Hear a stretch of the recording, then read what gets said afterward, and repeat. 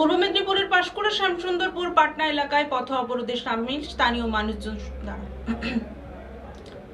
পূর্ব মেদিনীপুরের পাঁশকুড়া শ্যামসুন্দরপুর পাটনা এলাকায় পথ অবরোধে সামিল স্থানীয় মানুষজন সহ স্কুল পড়ুয়ারা।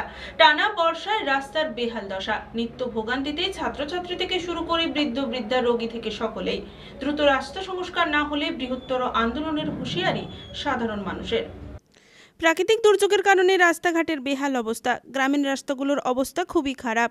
অধিকাংশ রাস্তা দিয়ে চলাচল করাই যাচ্ছে না।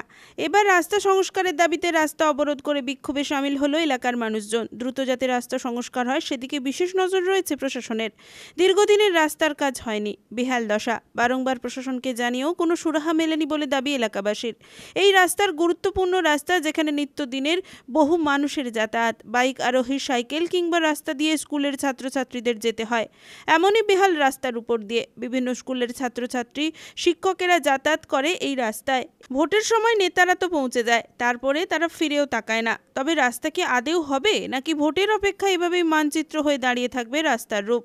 বাধ্য হয়ে পূর্ব মেদিনীপুরের পাঁশকুড়ার শ্যামসুন্দরপুর পাটনা এলাকায় পথ অবরোধে সামিল হয়েছে স্থানীয় মানুষজন সহ স্কুল পড়ুয়ারা। তাদের দাবি, রাস্তার দাবিতে সকাল থেকেই রীতিমতো বিক্ষোভে ফেটে পড়ল তারা। স্থানীয়দের দাবি, দীর্ঘদিন ধরে স্থানীয় জনপ্রতিনিধি এবং প্রশাসনকে জানিয়েও কোনো কাজ হয়নি, তাই বাধ্য হয়েই রাস্তা অবরোধ করতে হয়েছে। প্রশাসন দ্রুত ব্যবস্থা না গ্রহণ করলে আগামীতে বৃহত্তর আন্দোলনে নামতে তারা বাধ্য হবেন। এই বিষয়ে পাঁশকুড়ার বিডিও অমিত কুমার মণ্ডল জানিয়েছেন,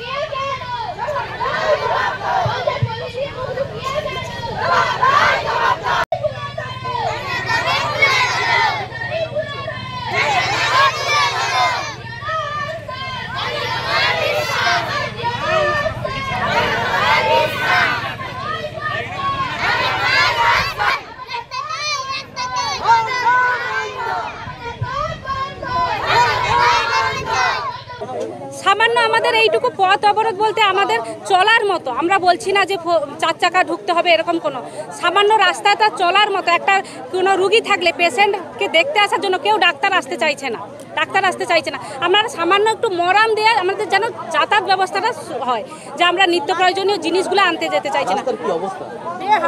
এতই বেহাল সে আপনারা চাইলে একটু দেখে আসতে পারেন। আমরা 6:30 থেকে এখানে পথ অবরোধে বসেছি, যাতে উপর থেকে আমাদেরকে কোনো আশ্বাস দেওয়া হয় যাতে কাজটা হয়। দেখেছি যে আমাদের এটা অধিকার, আমরা তো অন্যায় দাবি করছি না, আর আমরা শান্তিপূর্ণভাবে সুষ্ঠুভাবে করেছি, কোনো রকম অশান্তি চাইনি। তো সেই শান্তিপূর্ণভাবে করেছি যখন, সেটা আমরা সফলতা চাইছি, যে সামান্য কিছুটা মরাম, অন্তত 2 ফুট 3 ফুট রাস্তা দিয়ে মানুষের যাওয়াতাত, এইটুকু 6:30 সকাল 6:30 থেকে আমরা শুরু করেছি। আমাদের যতক্ষণ আশ্বাস পাচ্ছি ততক্ষণ অবরোধ চলছে। পঞ্চায়েত কেন এখনো এসে পৌঁছায়নি, সেটা আমাদের একটা কোশ্চেন।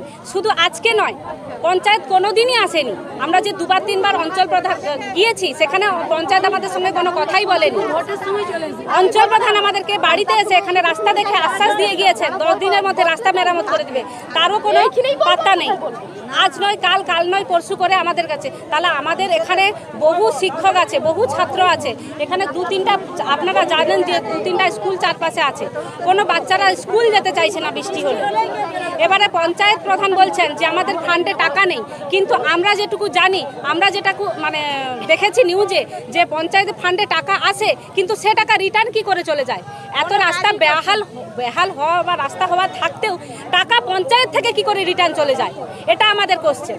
আর এখন তারা দাবি করছে, তারা আমাদের জানাচ্ছেন যে আমাদের কাছে ফান্ডে কোনো টাকা নেই। আমাদের সামান্য যে 2-3 ফুটের অন্তত মরাম দিয়ে রাস্তাটা আমাদের চলার জন্য। রঞ্জন মাইতির রিপোর্ট, খবর BCBS।